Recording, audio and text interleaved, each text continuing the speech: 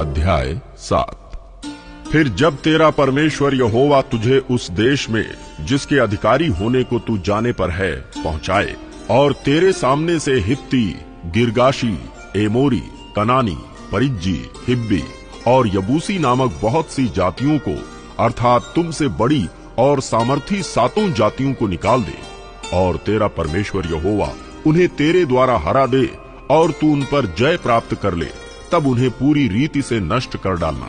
उनसे ना वाचा बांधना, और न उन पर दया करना, और न उनसे ब्याह शादी करना। ना तो अपनी बेटी उनके बेटे को ब्याह देना, और न उनकी बेटी को अपने बेटे के लिए ब्याह लेना, क्योंकि वे तेरे बेटे को मेरे पीछे चलने से बहकाएंगी और दूसरे देवताओं की उपासना करवाएंगी। और इस कारण यहोवा का कोप तुम पर भड़क उठेगा, और वो तेरा शीघ्र सत्यानाश कर डालेगा।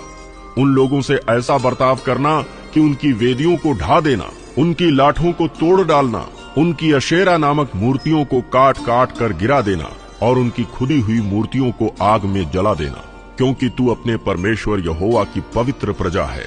यहोवा ने पृथ्वी भर के सब देशों के लोगों में से तुझको चुन लिया है कि तू उसकी प्रजा और निज धन ठहरे। यहोवा ने जो तुमसे स्नेह करके तुमको चुन लिया, इसका कारण ये नहीं था कि तुम गिनती में और सब देशों के लोगों से अधिक थे, किंतु तुम तो सब देशों के लोगों से गिनती में थोड़े थे।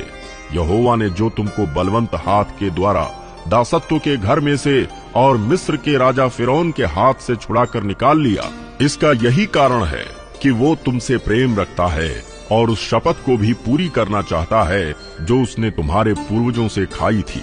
इसलिए जान रख कि तेरा परमेश्वर यहोवा ही परमेश्वर है।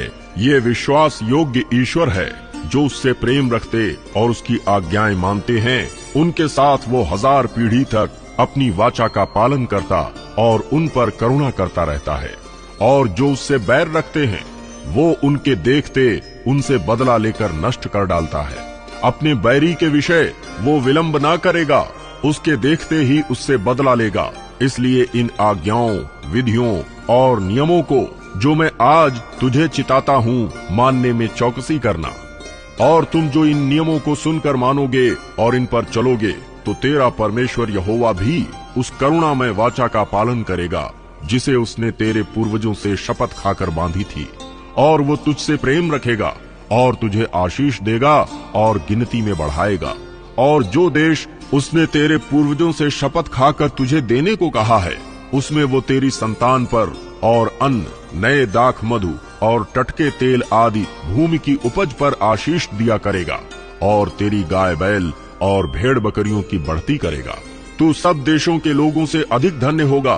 तेरे बीच में ना पुरुष ना स्त्री निर्वंश होगी, और तेरे पशुओं में भी ऐसा कोई न होगा। और यहोवा तुझसे सब प्रकार के रोग दूर करेगा, और मिस्र की बुरी बुरी व्याधियां जिन्हें तू जानता है, उनमें से किसी को भी तुझे लगने ना देगा। ये सब तेरे बैरियों ही को लगेंगे। और देश देश के जितने लोगों को तेरा परमेश्वर यहोवा तेरे वश में कर देगा, तू उन सबों का सत्यानाश करना, उन पर तरस की दृष्टि ना करना, और न उनके देवताओं की उपासना करना, नहीं तो तू फंदे में फंस जाएगा। यदि तू अपने मन में सोचे कि वे जातियां जो मुझसे अधिक हैं, तो मैं उनको कैसे देश से निकाल सकूंगा, तो भी उनसे ना डरना। जो कुछ तेरे परमेश्वर यहोवा ने फिरौन से और सारे मिस्र से किया, उसे भली भांति स्मरण रखना।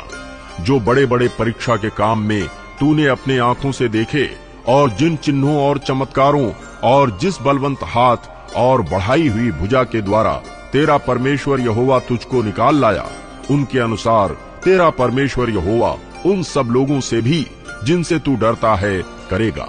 इससे अधिक तेरा परमेश्वर यहोवा उनके बीच बर्रे भी भेजेगा, यहाँ तक कि उनमें से जो बचकर छिप जाएंगे, वे भी तेरे सामने से नष्ट हो जाएंगे। उनसे भय ना खाना, क्योंकि तेरा परमेश्वर यहोवा तेरे बीच में है, और वो महान और भय योग्य ईश्वर है। तेरा परमेश्वर यहोवा उन जातियों को तेरे आगे से धीरे धीरे निकाल देगा। तू तो एकदम से उनका अंत ना कर सकेगा, नहीं तो बनेले पशु बढ़कर तेरी हानि करेंगे। तो भी तेरा परमेश्वर यहोवा उनको तुझसे हरवा देगा, और जब तक वे नष्ट ना हो जाएं, तब तक उनको अति व्याकुल करता रहेगा, और वो उनके राजाओं को तेरे हाथ में करेगा। और तू उनका भी नाम धरती पर से मिटा डालेगा। उनमें से कोई भी तेरे सामने खड़ा ना रह सकेगा और अंत में तू उनका सत्यानाश कर डालेगा। उनके देवताओं की खुदी हुई मूर्तियां तुम आग में जला देना। जो चांदी या सोना उन पर मढ़ा हो उसका लालच करके ना ले लेना, नहीं तो तू उसके कारण फंदे में फंसेगा, क्योंकि ऐसी वस्तुएं तुम्हारे परमेश्वर यहोवा की दृष्टि में घृणित हैं। और कोई घृणित वस्तु अपने घर में ना ले आना, नहीं तो तू भी उसके समान नष्ट हो जाने की वस्तु ठहरेगा। उसे सत्यानाश की वस्तु जानकर उससे घृणा करना और उसे कदापि ना चाहना, क्योंकि वो अशुद्ध वस्तु है।